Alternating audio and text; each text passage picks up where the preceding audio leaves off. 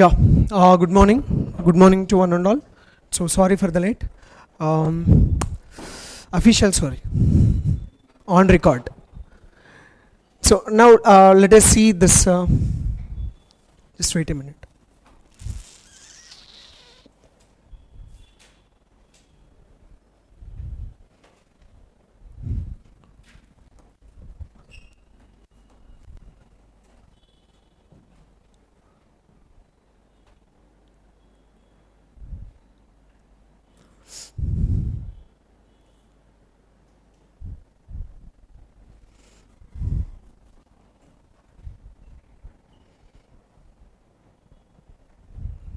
Yeah. Right. The hybridization and magnetic nature of MnCn taken 6 times 4 minus, FeCn taken 6 times 3 minus, respectively, are. So manganese that we know electronic configuration will be 4s2 3d5, and now from that how many electrons are lost? 2 electrons are lost. Therefore 3d5. Being cyanide is a strong ligand, so 1 electron will be left out as an unpaired. Definitely this is paramagnetic, and hybridization could be D2sp3. Right. Next, iron, yeah, plus 3 oxidation state, 4s2 3d6. From that 3 electrons are lost. Same d5 configuration, same strong ligand. Of course the central atoms are different, but their electronic configuration being the same electronic configuration, therefore both will be having the d5 configuration, as well as both will be having the same ligand and same strong ligands. So D2sp3 and paramagnetic. I guess there will be no doubt in this much, huh? Right. And we have observed since 3 papers, every paper we got question from coordination. Right now, almost every time they're asking what is the hybridization and all. That is what they're asking. Yeah. Yes. Yeah. According to molecular orbital theory, the species among the following that does not exist. Actually, there is a thing with respect to the molecular orbital theory, that is, if bond order is equal to 0, therefore it does not form. Sir, when the bond order will be 0, for example, if I take sigma 1s2, sigma star 1s2, this is a molecular orbital. Because of this, or which means in the bonding molecular orbital electrons are present, it makes a stable. In the anti-bonding molecular orbital 2 electrons are present, therefore it makes a destabilization. So the stability came with this and it is gone. Whenever you have that kind of scenario, which means more the number of electrons which are present in the anti-bonding molecular orbital always makes the molecule to be unstable. Now that we can take it in a different way. I guess after seeing this you can understand this is peroxide, that we know that peroxide is having almost like fluorine, F2 kind of structure, single bond exists. He2 does not exist, but He2 plus exists, because sigma 1s2, sigma star 1s2, 1s1 sorry, sigma star 1s1. Bond order is equal to number of bonding minus number of anti-bonding, that is equal to 0.5. Molecule exists but not stable. Now let us talk about He2 minus. I'll tell you why I am leaving that Be2. So here how many electrons will be present? 5 electrons, no? So in the 5 electrons, sigma 1s2, sigma star 1s2, sigma 2s1. Now number of bonding minus number of anti-bonding divided by 2. Number of bonding are 3, anti-bonding 2, that is equal to 0.5. Now the question is, among He2 plus and He2 minus, who is more stable?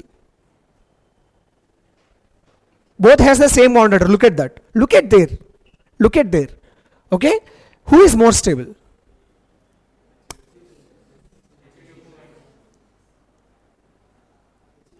Which means that you are not at all following the previous JEE mains question papers also.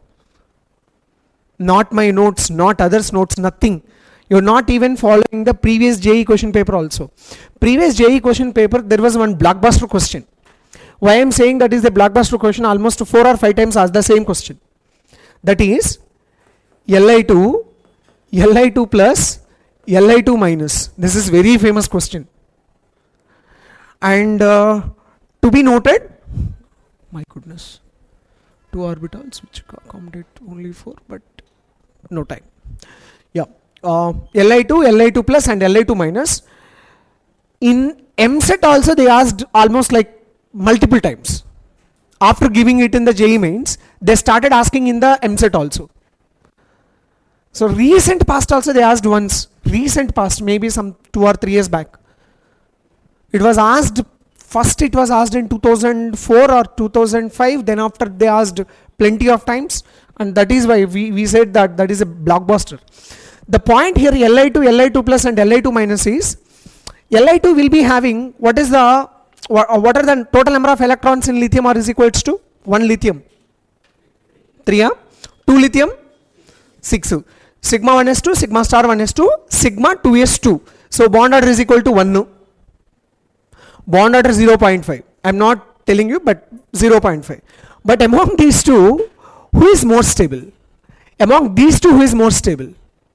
Here, this is sigma 1s2, sigma star 1s2, sigma 2s1 rabbi. This one, Li2 plus. Li2 minus.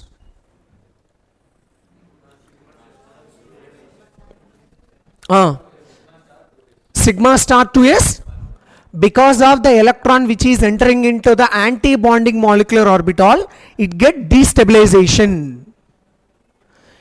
If last electron, according to the molecular orbital theory terminology, we call it as a HOMO, highest occupied molecular orbital. If highest occupied molecular orbital electron is an anti-bonding molecular orbital, it get destabilized. It will get destabilized. So both will be having the same bond order, but among them this is more stable, because electron which is present in the bonding molecular orbital, here electron is presenting in the last electron. What I mean to say, differentiating electron, we could say that. Yeah, I could say that. Here also the same kind of scenario. Na? Look at this. If you are following previous questions keenly, then you could have answered this very easily. Of course, this is not the question. They might ask like this. Who knows? He2, He2 plus and He2 minus. If they ask the order of stability, then what we will do? He2 plus and He2 minus. He2 plus anti-bonding molecular orbital. He2 minus bonding molecular orbital. Both has the same bond order. If bond order is more, stability is more. If bond order is equal, then we have to look into it. Got my point? So now who is more stable? He2 minus is stable. But here who is stable? Li2 plus is stable. It's not like always cation stable. It's not like always anion is stable. It's like if properly whether the electron is present in the bonding molecular orbital or anti-bonding molecular orbital. Now we got the difference between these two, right? And we already ruled out this one. This is nothing but where the electrons are present. O2 minus paramagnetic or diamagnetic? Right, good, diamagnetic. O2 para. Pi star 2p x1 equal to pi star 2p y1. 2 electrons are added. Pi star 2p x2 is equal to pi star 2p y2. That's why F2 is dia. Cl2 is dia. Br2 is dia. I2 is dia. All are diamagnetic. They are not para. All halogens are dia. Right. Next. But why they exhibit the color? The color of the halogens, which is because of the lone pair transitions. Which is because of the lone pair transition, not because of the paramagnetic character. ClO2 is colored again. ClO2 is colored. Why ClO2 is colored? Because of the odd electron present on the chlorine. NO2 is reddish brown. I guess most of you know very well. Br2, NO2, both are reddish brown. So Br2 we talked already because of the lone pair of electron transitions. Then why NO2 is colored? Because of the odd electron present on the nitrogen. That is para and it is colored because of that odd electron. But here the situation here it is O2 2 minus is nothing but F2 molecule type of structure. It's okay, leave it. Beryllium 2, as my intention is not to talk about this you would know very easily. I'm not going to talk about it. So what about B2, Rabbi? Total number of electrons are 4 plus 4, that is equals to A2. Sigma 1s2, sigma star 1s2, sigma 2s2, sigma star 2s2, strength built by this one, demolished by this one, Strength built by this one, demolished by this one. Nothing you get here. You never get anything here. So that's why Be2 does not form. So whatever the strength which is given by the bonding molecular orbital, anti-bonding molecular orbital is taking out. It is destabilizing. Okay. So right, next.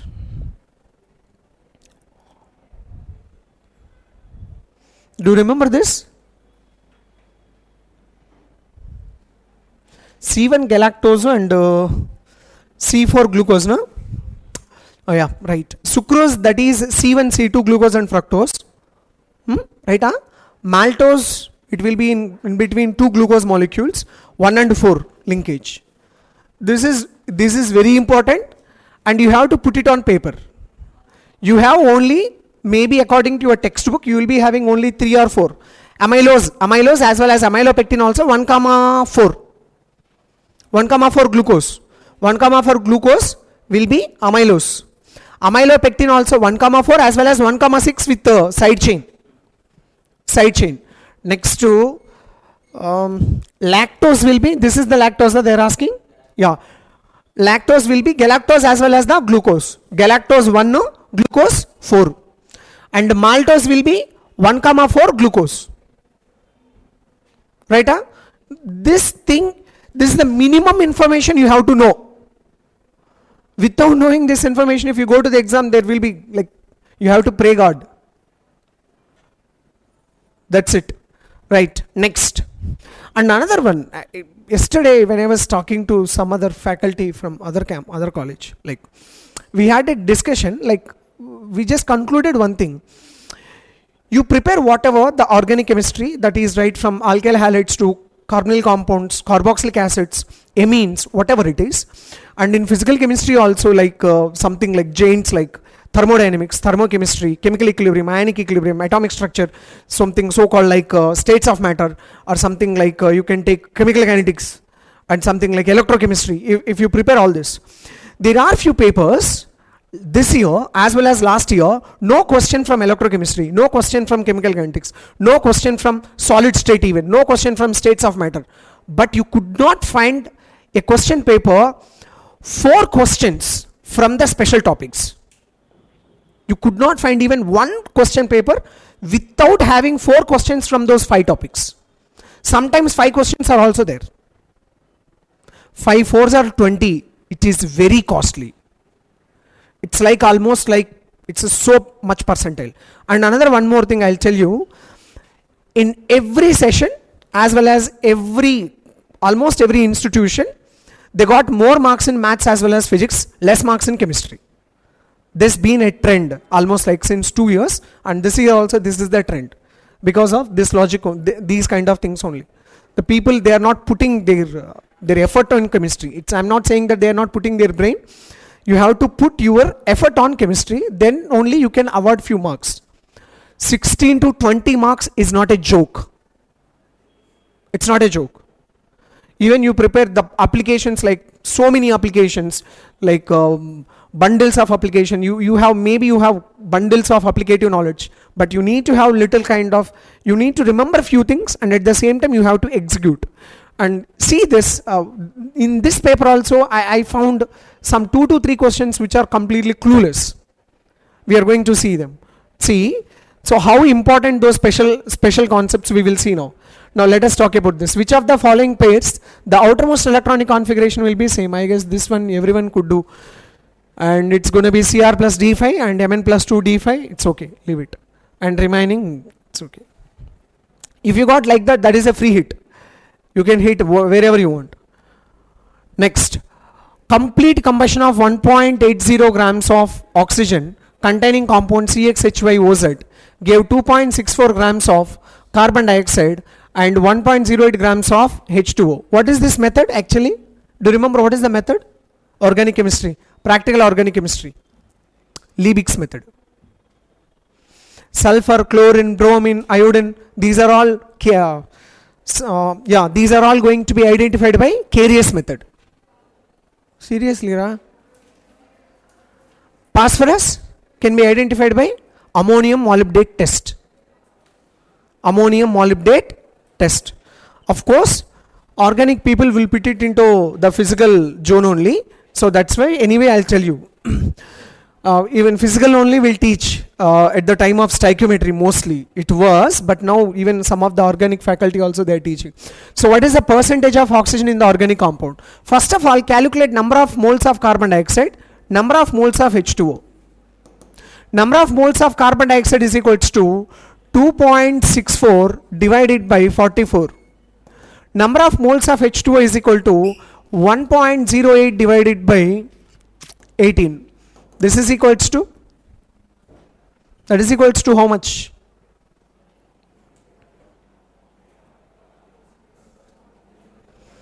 Huh? Wow.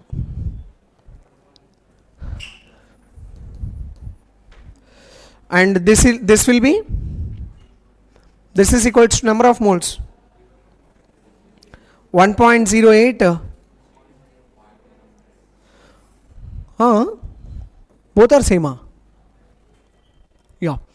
Now the percentage of oxygen in the organic compound. For that we'll do one thing. Number of moles of carbon dioxide I know, na? This one 0.06, na? So, sure. I have done with calculator, na? It's okay. So number of moles of carbon is equals to how much here? 0.06 moles of carbon dioxide. 0.06 moles of carbon dioxide. How many moles of carbon is there? 0.06 only, na? In 1 mole of carbon dioxide, 1 mole of carbon is there. 2 moles of oxygen is there. Molecular elucidation concept, stoichiometry. 1 mole of carbon. For example, if I take C6H12O6 rabbi, glucose, 1 mole of glucose contain how many moles of carbon? That's what I am asking here. Out of 0.06 moles of carbon dioxide, how many moles of carbon is there? How much? 0.06 into 12. 0.72. Big calculation, huh? 0.72. Next. How many moles of hydrogen is there? 2 into 0.06. That is equal to 0.12 into 1. That is equal to 0.12 grams. Now 0.72, 0.12, 4, 8, 0.84. 0.84. Now out of 1.80, I have 0.84 weight of carbon as well as weight of hydrogen. What is the weight of oxygen? That's it. 1.80 minus 0.84 divided by 1.80, that could be the percentage. That's it. Right? So, but actually Liebig's method, we are not going to calculate like this. To just do it in the exam I told, but usually, normally in the textbook or in the notebook, what we are going to teach like this. That will be 2.64 divided by 44 into, sorry, no, not this one. 12, no, this is 12, yeah. 12 divided by 44 into 2.64 divided by, what is the weight of organic compound? 1 point into 100. This is the way to calculate percentage of carbon. This is what I have done also. This is the formula will tell, but this becomes little difficult when you are doing like this. That's why I told you with the carbon something like that. Similarly, for hydrogen also we'll do the same. 2 divided by water, na? So 2 divided by 18 into, so that weight of water divided by weight of organic compound into 100. Weight of organic compound into 100. Same, sulfur also we are going to do the same thing. For example, sulfur, how can we estimate? How can we estimate sulfur? 2015 JEE mains paper offline, they have asked sulfur. 2018 JEE mains paper, at the time offline test was there, they asked bromine. Check once. It's very simple. BaSO4 you are calculating. What is the atomic weight of sulfur? 32. Divided by BaSO4 atomic weight 232, I guess. Yeah, 232 into weight of BaSO4 divided by weight of organic compound into 100. That's it. Chlorine, how can we estimate? From AgCl. Bromine, how can we estimate? From AgBr. Iodine, how can we estimate? From AgA. Chlorine atomic weight, you know. AgCl will be 143.5. AgBr will be 108 plus 80, 188. AgI 123 plus 1082. That's it. That is the way to do, and you check once. It's not like just you are listening. I am not doing the paper discussion to explain these questions. I am doing the paper discussion to explain the concepts related to it. If something which it is already done, we cannot do anything with this. It's already done, it's over. We are preparing for the, if this kind of questions comes, then what we have to do? What you need to do is note down the points, whatever the important points you feel, and check out once, and try to do 2 or 3 problems or 2 or 3 types of questions. You will definitely get benefited. Otherwise it is not like just like, it's not like a YouTube video. What YouTube video will tell, they will answer the questions and they will leave. It's not like that. We are doing it as a purpose. We are discussing all these concepts. Okay, and then after you have to do what you have to do today is Liebig's method, Carius method, Zeldal's method, Dumas method. Dumas method, which is useful for the estimation of nitrogen by volume. Zeldal's method, estimation of nitrogen by weight. That is number of equivalents of H2SO4 truly used divided by weight, 1.4 into number of equivalents of H2SO4 to be used divided by weight of organic compound. That is the formula. Nothing. Dumas method, P1 V1 by T1 is equal to P2 V2 divided by T2. These ones you see once. You just see. Maybe you could find it in your college material also. Every material will be having these formulae. Just to go through once. Just look at them. That's it. Nothing. You have to do nothing. Just look at them. Okay. And next, try to look at these ones also. H2O2 I already explained. I already told, and I was given something.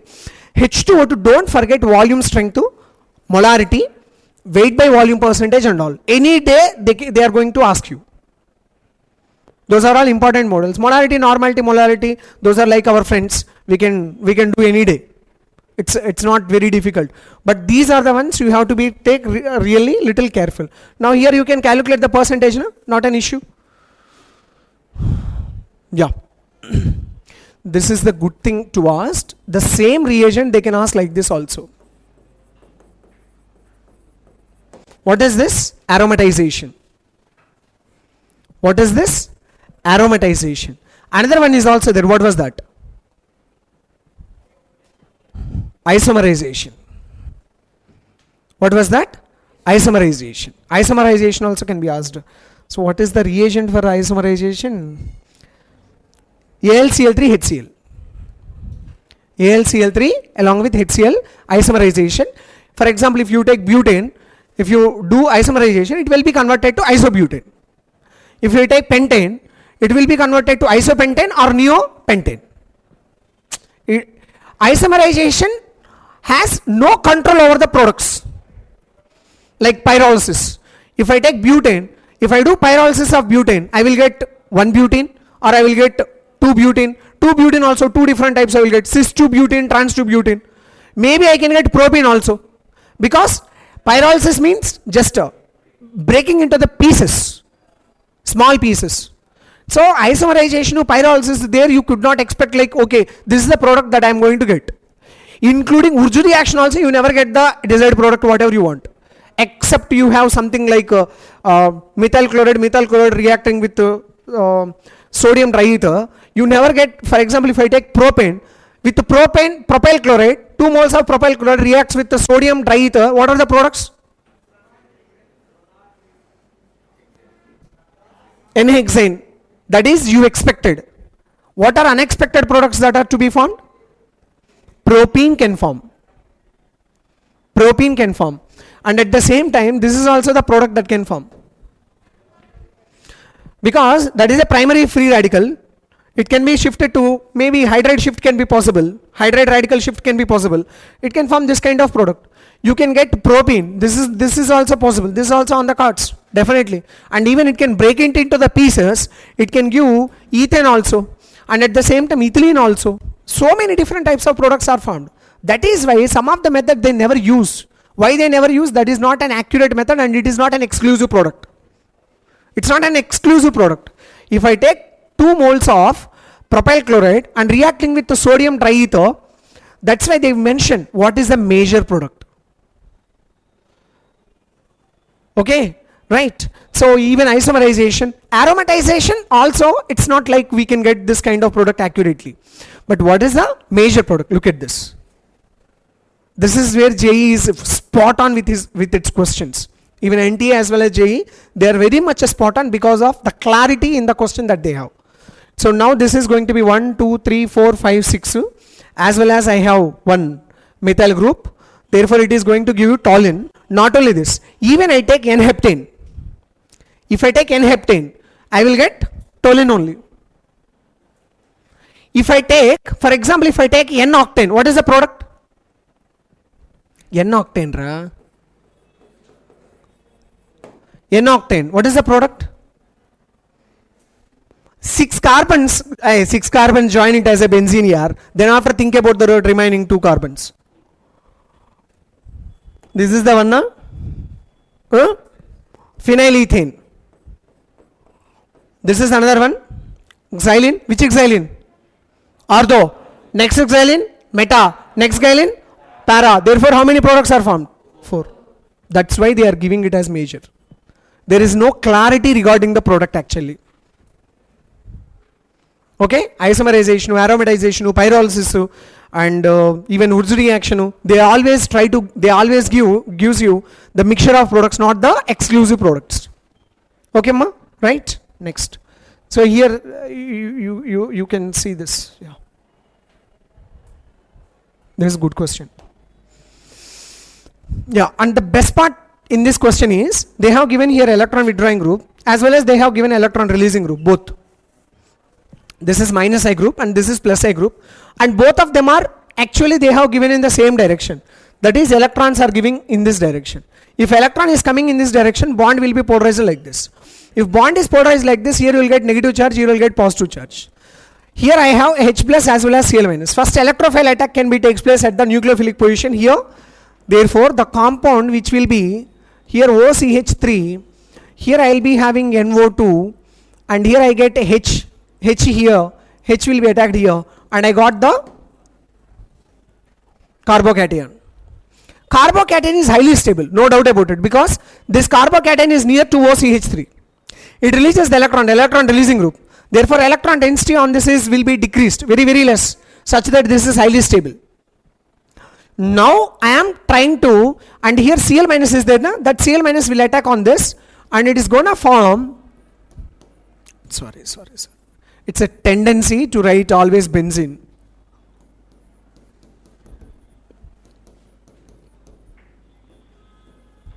Now what I am doing, sodium iodide dry stone.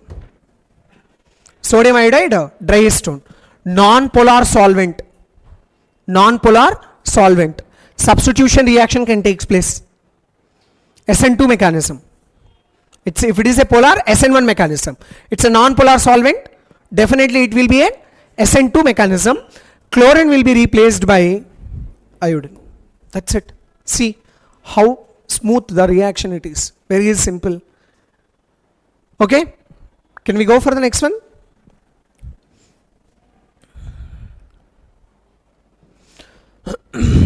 Yeah, compound which will liberate carbon dioxide gas when it reacts with sodium bicarbonate. With sodium bicarbonate, who can give? Carboxylic acids can give. Sulfonic acids can give. Or SO3H can give, because that is a better acid. But phenol does not give. But trinitrophenol can give. This is picric acid actually. It is picric acid. Its pKa value is almost equal to carboxylic acid pKa. That's why this can give because of that reason. This cannot give because its Sd character is decreased because of the electron releasing groups. Therefore, it does not give. Carboxylic acid can give. So, therefore, these two can give. Okay, right? And this is the test for the to separate both phenol as well as the carboxylic acid. If you give me benzoic acid and if you give me phenol, if both you give, if I react with the sodium hydroxide, both can react. If I react with the sodium bicarbonate, only carboxylic acid can react, but phenol cannot react. Why phenol cannot react? Because it is having the very less Sd character. It has very less Sd character. Why sodium hydroxide react? Sodium hydroxide is a strong base. It can react with even weak acid also. That's why it forms a sodium phenoxide ion. Isn't it? Right. Good question. Yeah, someone forwarded maybe some 4 or 5 days back. Yeah, this is B2H6. Very good question. Here they are asking something good thing here, that is, look at this, sp, sp2, sp3. So first let me talk about this, then after we will talk about the question, okay? Or you can answer me the question. sp hybrid bond angle is 180 degrees, Rabbi. sp2 bond angle 120. This is 28 minutes. sp hybridization percentage of S character 50%. Here percentage of S character 33.33%. Here percentage of S character 25%. Okay? Percentage of P character 50, 66.67. This is 75%. This is percentage of S. This is percentage of P. Now look at this. As the percentage of P character increases, the bond angle decreases. As the percentage of P character increases, bond angle decreases. Or as the percentage of P character decrease, percentage of P character increase, percentage of S character increase means percentage of P character decrease only, na? Am I right or not? So as the percentage of P character decrease, bond angle increases. Okay? Now, let us talk about, even you don't know, some of them, they are claiming like this, sir, I don't know the, actually what is the exactly bond angle. No need to know the bond angle. Even I don't know the bond angle exactly. If you ask me, even I don't know. But I know one thing, that is, this bond angle will be more when compared with this, because this is planked. This is closed, huh? So its bond angle will be definitely less when compared with this. So I could say that this is more and this is less. Now you answer this. This is more, I know. Yeah, this one, I'm talking about this bond angle. This is less, as well as this is also less. So what they're asking actually here, the correct statement about the B2H6. Terminal BH bonds have less P character when compared with the bridging. Correct. Terminal hydrogens, yeah. Here bond angle is more. More is the bond angle. This kind of exposure you haven't seen in chemistry, JEE mains, even JEE advanced also so far. A beautiful question. B2H6 we know, usually they asked B2H6 reacts with ammonia below 120 degrees Celsius, it gives B2H6 2NH3. It's like hydrolytic cleavage, right? Reacts up to 120 degrees Celsius, gives B3N3H6. If it is heated more than 200 degrees Celsius, gives Bn taken X times. That is nothing but boron nitride, white graphite. We can call it as white graphite. What is the name of that? What is the bonding which is present in covalent solid? Covalent solid. That they are asking. But to this extent they are not going actually. It's an applicative, purely applicative knowledge. Even you don't know anything. You just know this. Maybe your teacher told this n number of times in the class. Percentage of S character increases, therefore bond angle increase. Percentage of P character increases, bond angle decrease. That every teacher will lots in the class so many times, plenty of times. But the point is you have to apply in the exam. Sir, I don't know this bond angle, even I don't know. Maybe it is around 105 or 106. This will be around less than that. Of course, the hybridization is sp3 hybridization only. But where is the more percentage of S character? Where is the more percentage of P character? It's a too good question. Too good question. Very good question. Next. Which statement is correct? I have a doubt in this question actually. I have a doubt in this question. I did not get synthesis of BuNa-S needs nascent oxygen. I did not get, even in NCERT also I did not find. Have you find this? Did you find this? Did you find this statement in your nascent oxygen? What is the BuNa-S? Yesterday also we have seen. What is BuNa-S? 1,3 butadiene along with styrene. But where you need, why you need nascent oxygen? And remaining also not correct. BuNa-N is a natural polymer. No, it's not a natural polymer. It's a copolymer. Of course, it is synthetic polymer.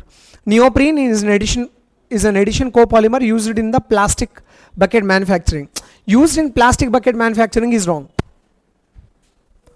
And another option, C option, Buna-N is no. Buna-S is synthetic and linear thermosetting polymer. It's not thermosetting polymer. Buna-S, that is okay. It's like a linear polymer, that is okay. It's not thermosetting polymer. Right. So I have a doubt with this. Even I just don't want to go away with this. That's why I'm mentioning. If you find anything in the NCERT textbook, you tell me. So maybe yesterday or day before yesterday also I checked, but I did not find. I have seen this question paper long way back. That is like when your exam is completed. So keep on, students are sending me the questions. So among this, I did not find any answer in this, and I am not satisfied with this statement also. If you find anything, please let me know. So I don't know where they have given. If it is there in the as a statement, or maybe in the uses, or maybe in the applications, or maybe somewhere else in the NCERT, okay, that is a synthetic process, and maybe we don't know whether they used in the industrial, that we can agree, but it is not there anywhere, and if we are not going to use it in anywhere in the like synthesis also. So I have a doubt in that, so we'll see that later. Next. Yeah, yesterday we have seen another one, H2O2 only. What was reducing agent? Na? Some reactions are given, H2O2, 2 reactions which are given, and in that they were asked reducing agent. Now here they are asking oxidizing nature. Oxidizing nature, which means it has to undergo reduction. It has to undergo reduction, which means each oxygen is having -1 oxidation state, that has to convert it to -2. That is, H2O2 should be converted to H2O. Right? H2O2, if it is converted to O2, that is a reducing nature. H2O2 gives rise to H2O. If you find anywhere, that should be oxidizing nature. So look at, just search for it.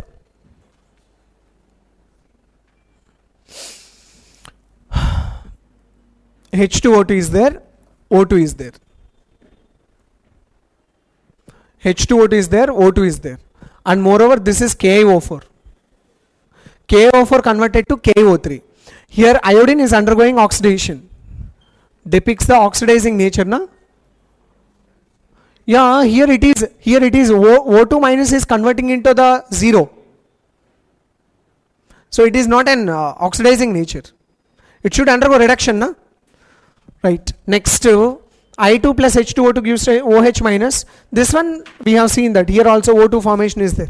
That is also not that one. Next, I minus H2O2 plus 2H plus gives rise to H2O. Here no O2 formation is there. So this should be the one that we are looking for. Cl2 plus H2O2 gives rise to HCl plus O2. Absolutely -1 oxidation state converted to 0. Therefore it is a fantastic evidence for the reducing action. Reducing action, reducing action, reducing action. This is the oxidizing action. The other day we have seen one reaction, that is H2O2 reacts with I2. If you remember, reacts with I2 in the presence of basic medium, gives this reverse reaction only we have seen the other day. See, one reaction they asked in 2 exams. This reaction only, same reaction. We have seen the same reaction. But reverse reaction we have seen in other test, and they tilted the reaction and they have given in this test. Next. Yeah, tell me what are these CH2O2, CH2 double bond CH2, PDCU. Of course epoxide can be formed. Then after it will undergo the reaction, and later it will be forming. What does it form? CH3CH2OH. Alcohol will be formed. Why? First it forms epoxide, then after you are reacting with this one. Therefore, because of the ring cleavage, it is going to give me alcohol. Next, copper, fantastic. Which kind of one? This is going to be fantastic oxidizing agent. Therefore, it can give me CH3CHO. Next to CrO3 H2SO4. Wait a minute. This also can give aldehyde, na? Sorry. Because of palladium as well as the copper, it is going to acting as here Cu plus 2 is there. First it forms alcohol, but because of the Cu plus 2 here, alcohol will be converted to, because of Pd plus 2, it forms Pd plus 2 H2O, it forms alcohol.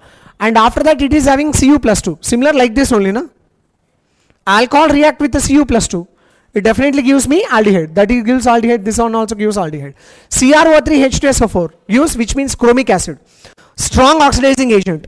Convert alcohol into aldehyde. Again it converted to the carboxylic acid. Reaction is not going to stop at aldehyde. So now this one will give you CH3COOH. Dibal H. Dibal H actually in JE when they give, whenever they give, they will mention temperature. But now they are not mentioning the temperature. Don't worry about it. Whenever they give Dibal H, why they are not mentioning the temperature? In your NCERT textbook, they did not mention anything about the temperature. Actually, Dibal H, it can act as a reducing agent below minus 67 or 73 degrees Celsius. Controlled reducing agent. Controlled reducing agent. But above the temperature or at room temperature, it can act as uncontrolled reducing agent. So whenever you are using this, you are using it at very, very low temperature. That is what they like by default they are giving, and you have to remember like that. The controversy was there in 2019 paper.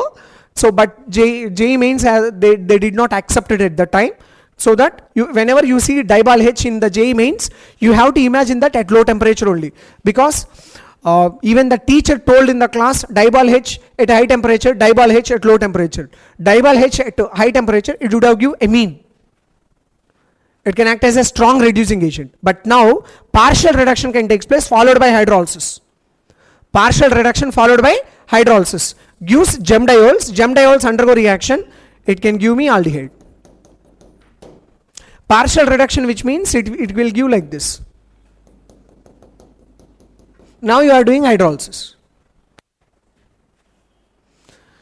If I use Dibal H at room temperature, for example, just imagine, it gives amine. It gives me amine. That discussion was done, but that time they did not accept it only because of one logic.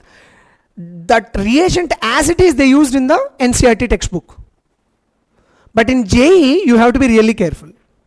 When you are writing JEE advanced exam, you should be careful. Whenever you see Dibal H, you have to look at the temperature, whether they have given low temperature or high temperature. Of course, you cannot handle this one at a very high temperature. At low temperature only we can handle this. Maybe they are talking like that. Yeah, Ellingham diagrams, these are nothing but delta G versus T. This is also a very good question. The solubility of AgCN in a buffer solution pH is equals to 3 is X. The value of X is, here the point is AgCN gives rise to Ag plus plus Cn minus. Now this Cn minus can undergo hydrolysis. HCN plus, but again this formed HCN will be dissociated as H plus plus Cn minus Rabbi, because HCN is an acid. Whenever the HCN forms, it always undergo dissociation. That is why Cn minus, if you take, Cn minus is in, listen carefully, whatever I am saying, listen carefully. Cn minus, I will use one small technique here. The technique looks to be very weird, but it is not weird. It is on par with the concept. Listen, Cn minus, if once it is formed, it will undergo hydrolysis. Concentration of Cn minus is less. But the concentration of Cn minus is less. Whenever it released into the water, it will hydrolyze, it undergo hydrolysis, anionic hydrolysis, gives basic solution. Okay? Now HCN will be formed. But the formed HCN, again it will be converted to H plus and Cn minus. Here, we can consider, no doubt about it, concentration of HCN is approximately equal to concentration of Cn minus. Am I right or wrong? Concentration of HCN is equal to concentration of Cn minus. Concentration of HCN is equal to approximately, not absolutely, approximately equal to concentration of Cn minus. Am I right or not? Because Cn minus is formed, that is converting into HCN. Again HCN is formed, which is converting into Cn minus. Again Cn minus try to convert it to HCN only, na? It is never ending process, na? So approximately concentration of HCN is equal to concentration of Cn minus. This is the plot point of this question. This is the original plot point of this question. Now Ksp is equals to concentration of Ag plus into concentration of Cn minus. Ka is equals to, what is the Ka value? Concentration of H plus into concentration of Cn minus divided by concentration of HCN. I'll do one small thing. Ksp divided by Ka is equals to, Ksp is equals to concentration of Ag plus into concentration of Cn minus into Ka value concentration of HCN divided by concentration of H plus into concentration of Cn minus. What did I tell? It looks to be little weird, but this is fact. Whatever the Cn minus concentration here it is formed, that and HCN both are almost equal. So here Ka value is a tending to equal its pH value. Right? So these two are equal. This is yes, this is yes, S square. Ksp value they already mentioned. What is the value? 2.2 into 10 power minus 16 divided by 6.2 into 10 power minus 10 is equal to S square divided by pH is given as how much? 3. Therefore concentration of H plus 10 power minus 3. So this is going to be 10 power minus 19, right? 10 power minus 10, if it goes to here, it becomes 10 power minus 9. Stupid calculation. 6.2 into 10 power minus 9 divided by, sorry, 2.2 divided by 6.2. I am leaving the calculation to you. It's up to you. It will come. Answer will come. Sure. Okay. This is actually JEE kind of model. Once they have given like AGCN only given, but not like this, not by using the pH. They asked in a different way. Actually, they asked in a like a variable way. They asked in variable way, but not like this. This is absolutely JEE advanced question. Multi-conceptual, absolutely JEE advanced question. There is another one more question also, might be here, or phenolphthalein, methyl orange. That is in this question paper only, na? That is also JEE. It's not there in the JEE mains. It's not there in NCERT textbook. This concept is also not there in NCERT. Because people are taking chemistry paper very light. That's why they felt like very bad and they want to bash everyone. It's a good thing. Yeah. Which of the following reaction will not give para-aminobenzene? Will not give para-aminobenzene. Huh? Okay. First SnHCl, Rabbi.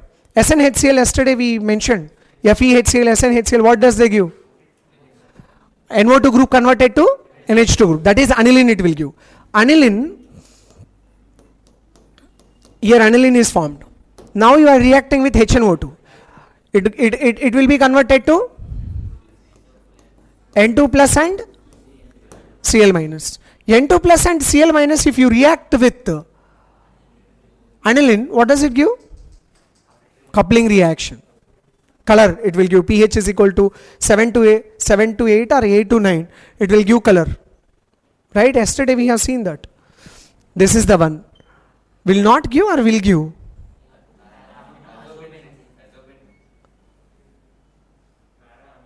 Para-amino-azobenzene. Yeah. Next, NO2 group. NaBH4 you are adding. NaBH4 if you add, it will give NH2.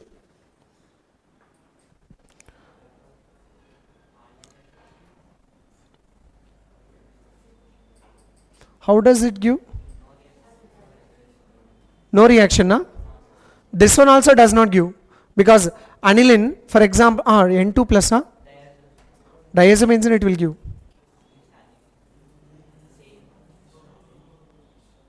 Now, A and C will give, na? Will not give? Answer, what is the answer? Right, correct. It's very simple. Even you don't know about the F block elements and even you don't know about anything else, you can answer this. You all know, you might have all know that Ce plus 4 is one of the best oxidizing agent. Am I right or not?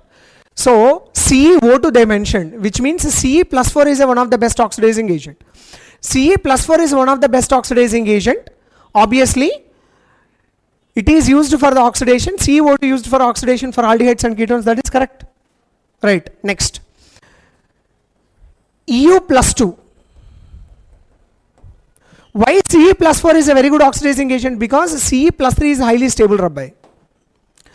EU plus 2 also try to convert it to EU plus 3.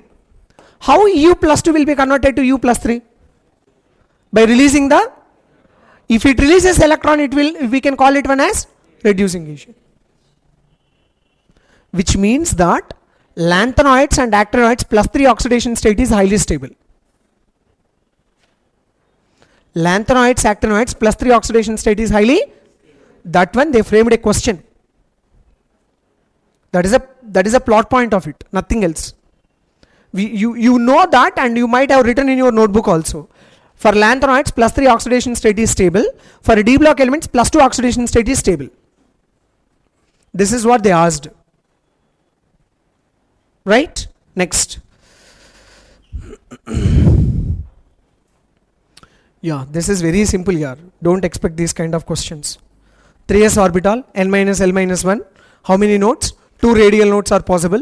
So because of 2 radial nodes, where you get, yeah, this is 1, this is 2. 2 radial nodes. Here you have only 1 radial node. It could be 1. It could be 1s orbital. Or it can be 2p orbital. Or it can be 3d orbital. This one can be 2s orbital or 3p orbital or 4d orbital. This one 4 pi r square into that one only, no? So there is no difference between those two. It's okay. This is going to be 3s orbital. Yes. This is good thing. I'll show you something for you.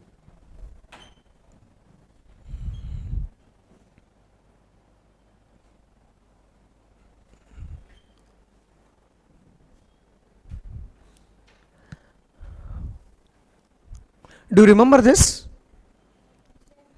Huh? I'll show you something. Yeah. Whether this is, I have sent almost before your exam. After completion of your exam, I have not done anything. Right? This will be in pollution, air pollution.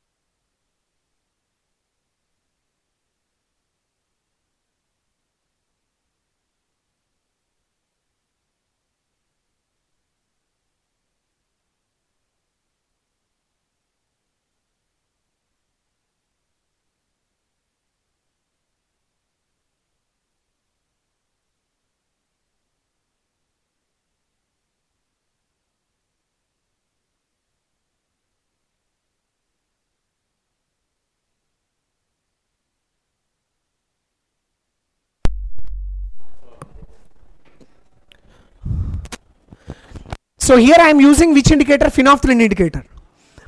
By using methyl orange indicator again, for example, if I use methyl orange indicator again, I am not doing the entire practical. I am not continuing the entire practical. I am not continuing the entire practical right from the beginning. What I am doing, first I have done phenolphthalein indicator and I got the some point. I got 1.75 milliequivalent. That is over. Now, after the conversion of Na2CO3 to NaHCO3, after the formation of Na2CO3 to NaHCO3, then I added methyl orange. After that I added what? Methyl orange. Then I got the value of how much? 1.5 ml. This is 0.1. That is equal to 0.15 milliequivalent. This is 1.75 milliequivalent. So now I got Y is equal to 0.15 Rabbi. Because 1 mole will give 1 mole. Here 1 mole is giving, again 1 mole will react with 1 mole. Whatever the number of milliequivalents of NaHCO3 reacted, that is the number of milliequivalents or number of moles of sodium carbonate, na? Oh, if I go to that one again, it will be gone. So now overall, out of 17.5 or 1.75 milliequivalents, sodium hydroxide is how much? 1.75 minus 0.15. That is equal to 1.65 moles or milliequivalents, because its X factor is equal to 1. 1.65 millimoles of sodium hydroxide, 0.15 millimoles of what is there? Sodium carbonate, both of them are present. So now what you have to calculate here, 0.4 gram mixture, you have to calculate the weight percentage of Na2CO3, na? 0.15 into 10 power minus 3 millimoles. That's why I am multiplying with 10 power minus 3 into 106 divided by 0.4 into 100. This is your answer.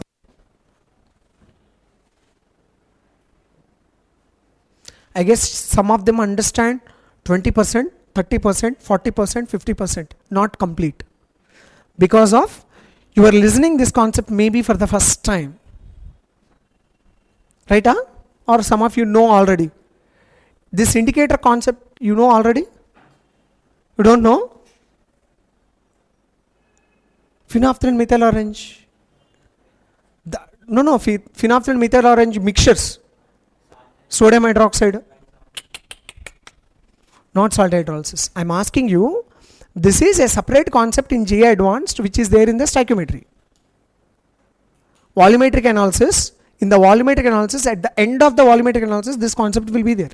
NaO2CO3, NaHCO3, NaHCO3, Na2CO3, NaOH. These mixtures, have you done any problem based on phenolphthalein methyl orange? No? Huh? Do one thing. We'll have some separate session, maybe some maximum to maximum I can take up to half an hour or 1 hour, that's it. But I will try to give you the total content. So maybe it is like, then I'm giving the content layers like answering the question, that's it. Not for the conceptual way. Okay? Just leave it and we'll see that day, and you can answer this question also that day. Okay? So I'll search for that some assignment also. It is very easy, it's not very difficult. But the only thing is you have to find out that logic. That is very important. That is, meaning is, if I am adding phenolphthalein indicator, I can find out the color change of sodium hydroxide. I can find out the color change of sodium carbonate, no doubt. But I cannot find out the color change of sodium bicarbonate, that's it. If I use methyl orange as an indicator, I can find out the color change of sodium hydroxide, sodium carbonate, sodium bicarbonate, 3. That's why if you find out, if you look at the what is the total volume that is required when you are using the methyl orange, the value will be that 15.5 plus 1.5. 17.5, huh? 17.5 plus, yeah, look at this. I'll tell you simple thing. Here what is the volume? 17.5, na? And what is this volume? 1.5, na? Simply I could tell you one simple thing, that is 17.5 ml is needed when you are using the phenolphthalein indicator. For methyl orange indicator, what is the volume? 17.5 plus 1.5 ra? 19 ml. That is a total. But what they have done here is, instead of giving the 19 ml, what they have given, 1.5 ml extra I got. That's what he told. After doing that practical, again I continued and I required only 1.5 ml extra. What is the meaning of it? I have done total, but I have added only 1.5 ml extra, which means total how much is needed? How much we needed? 19 ml. Instead of giving that, they used that logic. Simple thing. Okay? Right.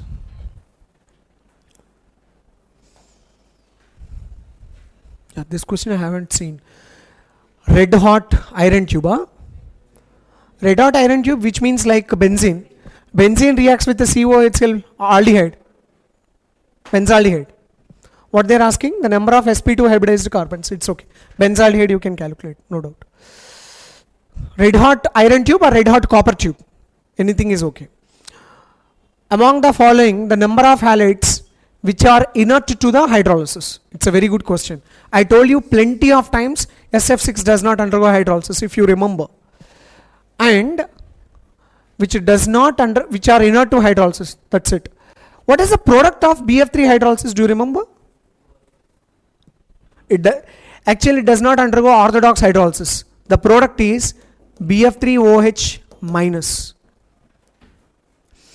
Actually, what we expect, BF3 plus H2O gives rise to BOH taken thrice we expect, na? But the point is, boron, if you take 3 fluorines, 3 lone pair of electrons are there. These lone pair of electrons are given to this one. Here what we will get? BOH, OH, OH, something like this it will be formed. When compared with BO bond, BF bond is stronger. Remember this. That's why BF3 does not undergo hydrolysis. Instead of not undergoing hydrolysis, what it will do, it will pluck out the OH minus and it is going to exist as tetrahedral structure. It's not normal hydrolysis. Okay, it reacts with water, that is okay, but it is not a normal hydrolysis. Silicon tetrachloride undergo hydrolysis gives SiOH taken 4 times, salicylic acid. PCl5 undergo hydrolysis gives H3PO4. What does it give? H3PO4. SCl6 undergo hydrolysis gives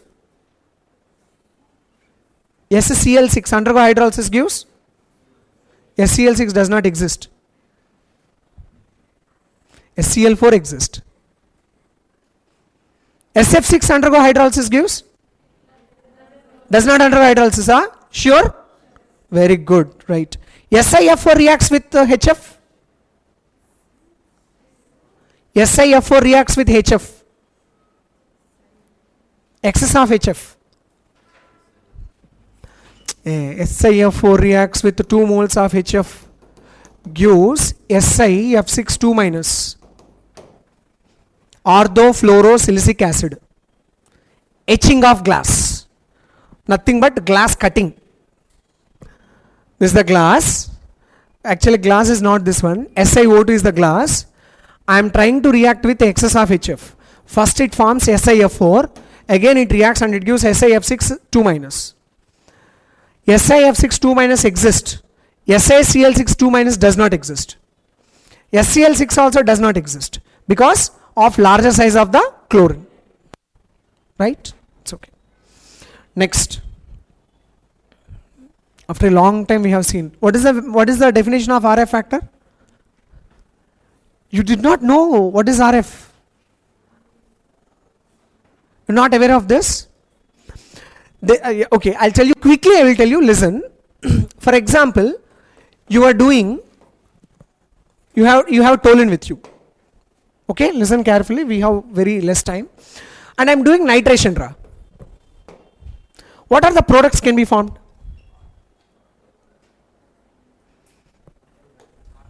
Ortho product to para product.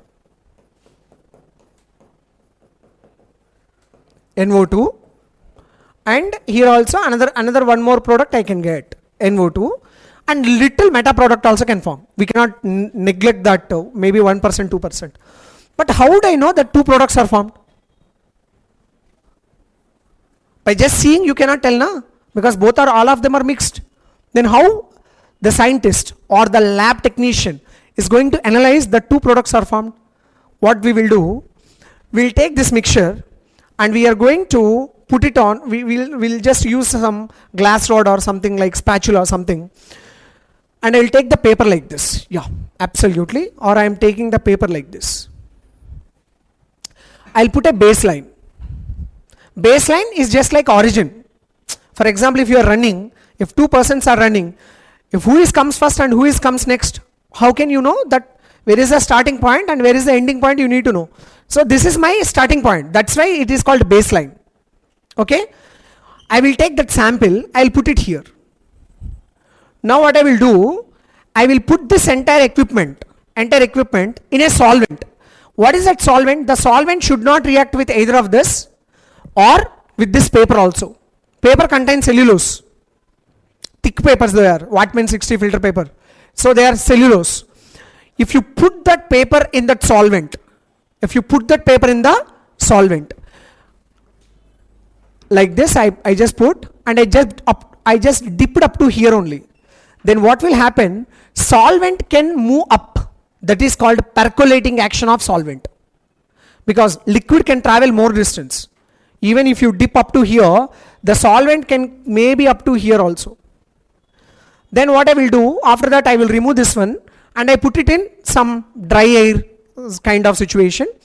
Total solvent will be evaporated, because solvent evaporation can take place very fast because they are organic, maybe N-hexane or something like N-heptane or something like benzene, carbon tetrachloride, they can evaporate very easily. So after they evaporated, I could found two spots. Let us suppose this is spot X, this is spot Y, and this is the solvent traveled distance. Now, how much distance traveled by this? What is the fraction of X traveled? Fraction of X traveled is distance traveled by X divided by maximum distance. What is the maximum distance? What is the maximum distance? Solvent traveled is the maximum distance. Solvent traveled distance. This is called RF. Distance traveled by the sample divided by distance traveled by solvent is known as RF, which is known as retarding factor. RF means retarding factor, where we will use retarding factor in two experiments. In two types of chromatography we can use. Listen, you can write it. Listen, where we use the same kind of technique you can use in paper chromatography as well as in TLC, thin layer chromatography. If you see paper chromatography or thin layer chromatography, formula, everything is same.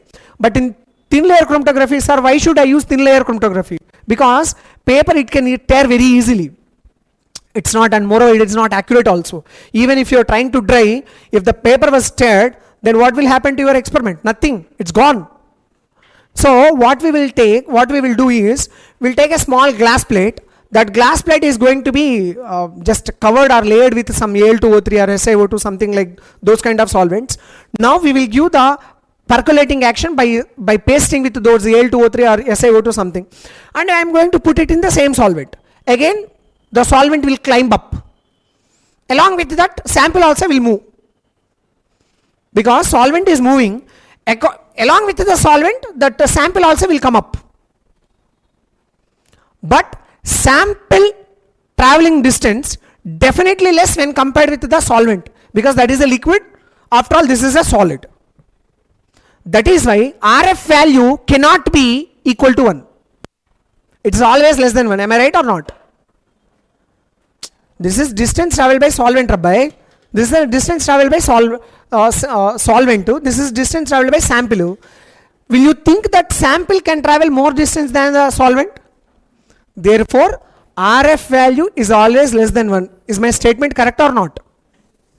Now you tell me the answer for this.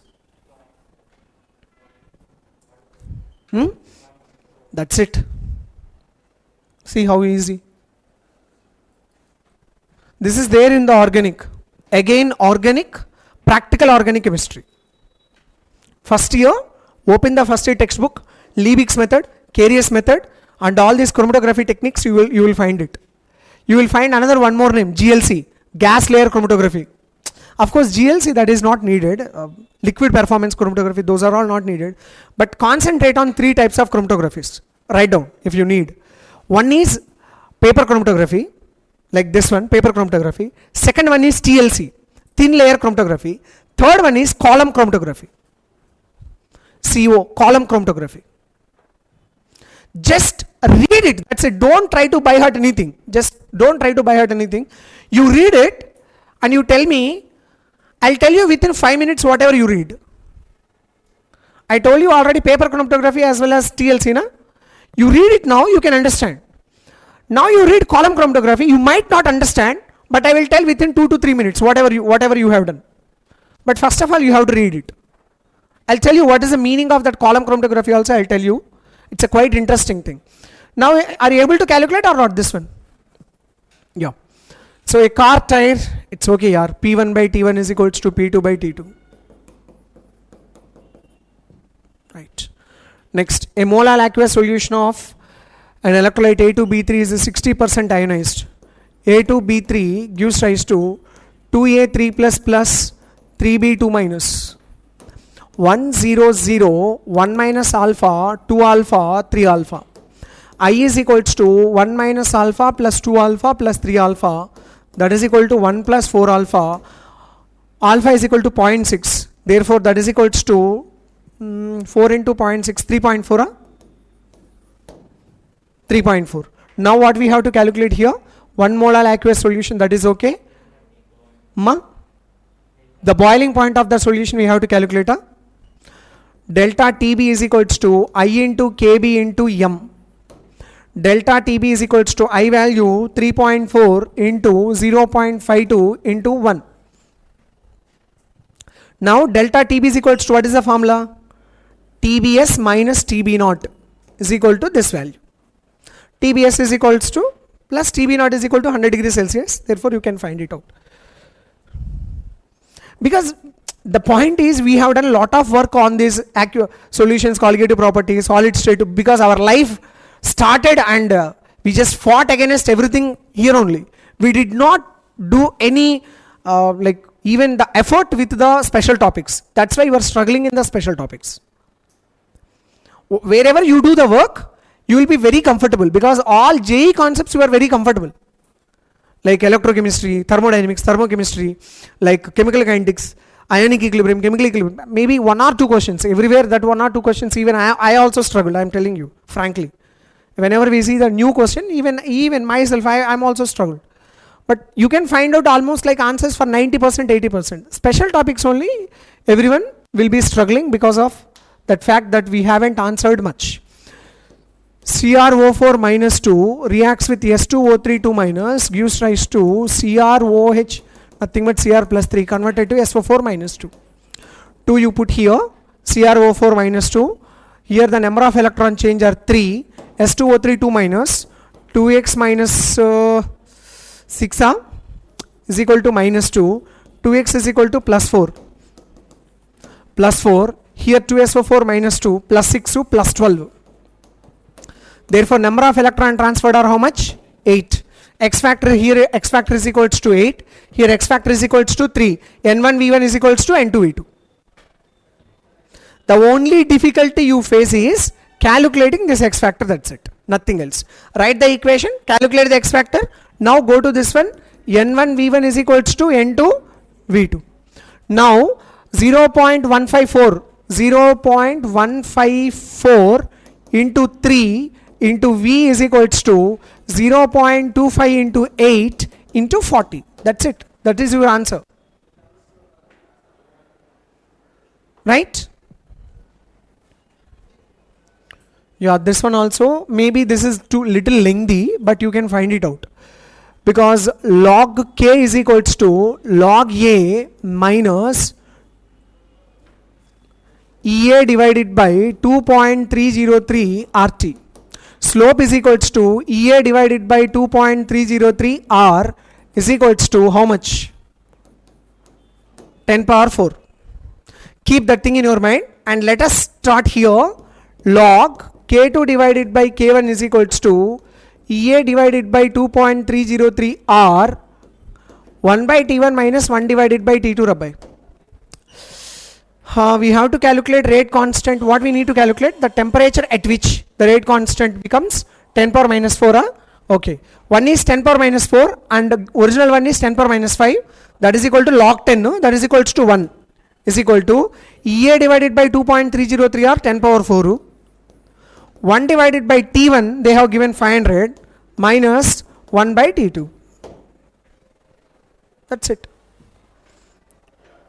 You will get an absolute answer, no doubt about it. Here you will get the answer. Next. Yeah. Here also the reaction of cyanamide oxygen bomb calorimeter delta U. Okay, you have to calculate delta H, delta U plus delta N GRT, which means change in number of moles of gaseous. So here in this reaction 1, 2 moles, 2 minus 3 by 2, how much? Minus 1 by 2, 2 minus 3 by 2. 1 by 2, 0.5, sure. Delta U is equals to how much? What is the delta U? Minus 742.24 plus 0.5 into 8.314 into 298. Remember one thing, this is in kilojoules.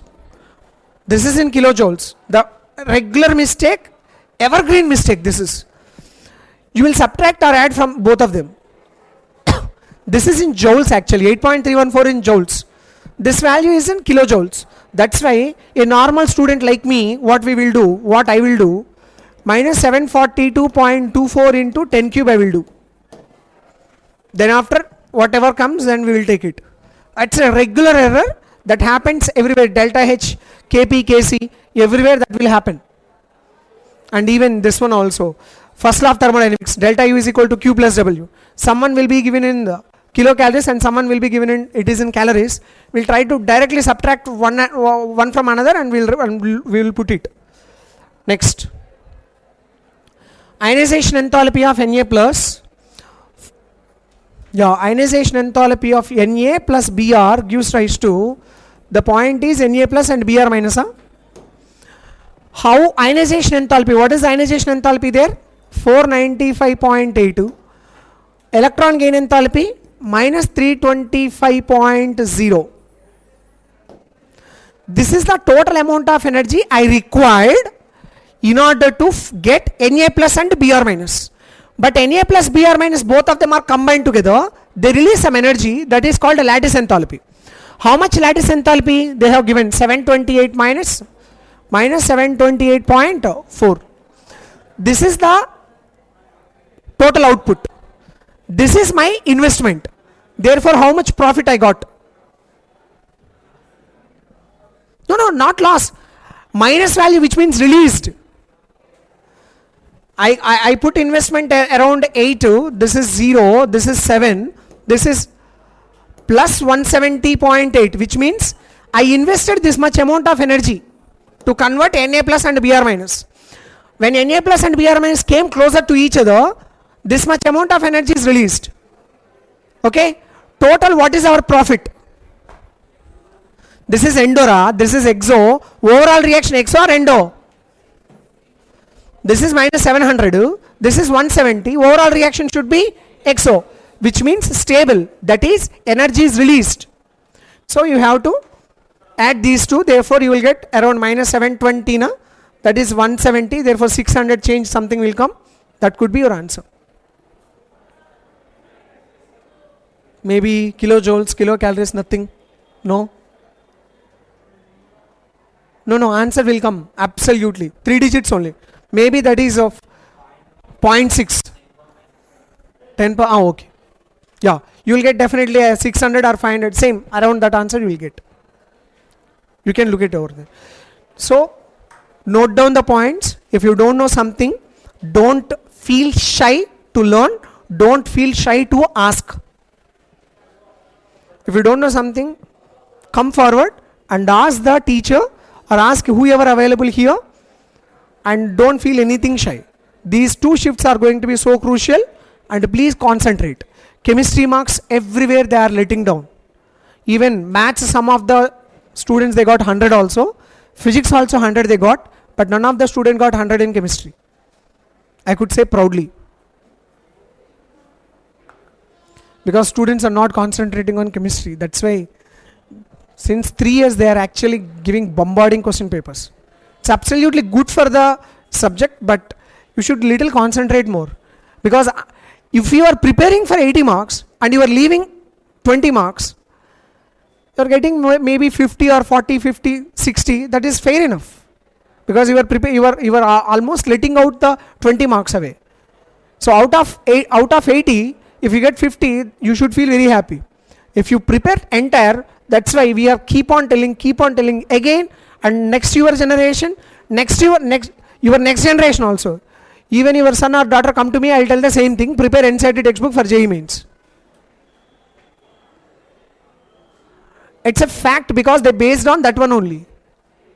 Again, according to NCERT, if you read NCERT carefully, you could have answered at least 10 to 12 questions from this question paper also. Of course, the paper is little tougher. Some 3 to 4 questions are in beyond JEE range or on par JEE range, but still you can answer some respectable score in this, which means 100 percentile in this paper will be definitely around 80 or 75. It's not that easy. If someone got 85, that you can assess that, okay, that student got 100 percentile in chemistry. That type of paper this is. Okay? Right. Have a nice day.